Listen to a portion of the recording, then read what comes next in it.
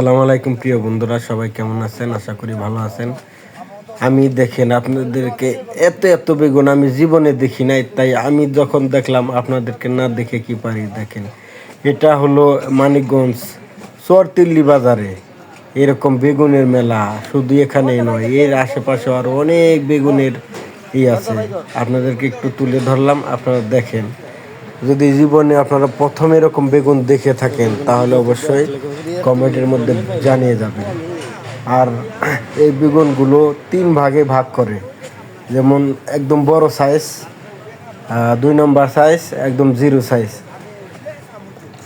এই বেগুনগুলো তিন ভাগে ভাগ করে তারপরে বস্তা করার পরে যখন বস্তা করা শেষ হয় তখন এই বেগুনগুলা বড় বড় গাড়ি দিয়ে লুট করে এগুলা বিভিন্ন ডিস্ট্রিক্টে পাঠিয়ে দেয়। এই বিভিন্ন ডিস্ট্রিক্টে পাঠানোর পরে এগুলা কিন্তু অনেকেই কম দামে খেতে পারে, এজন্য এই বেগুনগুলা এখন হয়তো কম দামে আছে। কয়দিন পরে যখন রোজা আসবে তখন কিন্তু এই বেগুনের দাম 100-150 টাকা কেজি হবে, 200 টাকা হতে পারে। দেখেন, এক বেগুন মনে করেন যে প্রায় 1.5 ফুট, 1 ফুট 1.5 ফুট করে একটা বেগুন, তার সাইজ আর মোটাও ওরকম। কিন্তু মোবাইলের মধ্যে ভিডিও করলে দেখা যাচ্ছে বেশি বেগুন, তো এই জন্য ছোটো ছোটো দেখা যাচ্ছে। আসলে এই বেগুনগুলো ছোটো না, বেগুনগুলো অনেক বড়।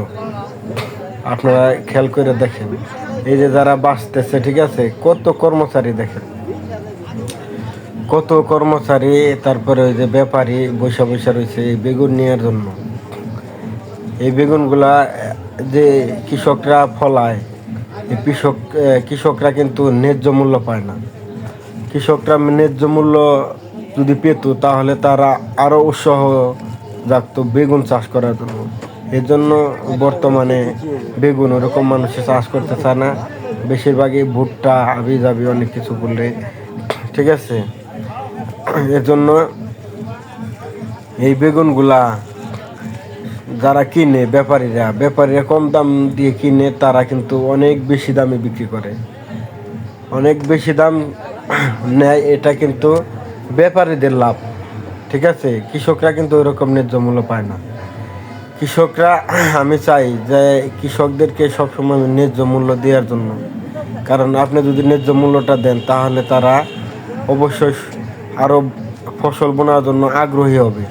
তাহলে আমরা অবশ্যই যারা এই পাইকারি কিনেন তাদেরকে বলতেছি, আপনারা অবশ্যই কৃষকদেরকে ন্যায্য মূল্য দিবেন, তাহলে তারা আরও উৎসাহ পাবে বেগুন চাষ করার। এই ভিডিওটা যদি আপনাদের ভালো লাগে অবশ্যই আমার লাইক কমেন্ট করবেন। ধন্যবাদ, সবাই ভালো থাকবেন।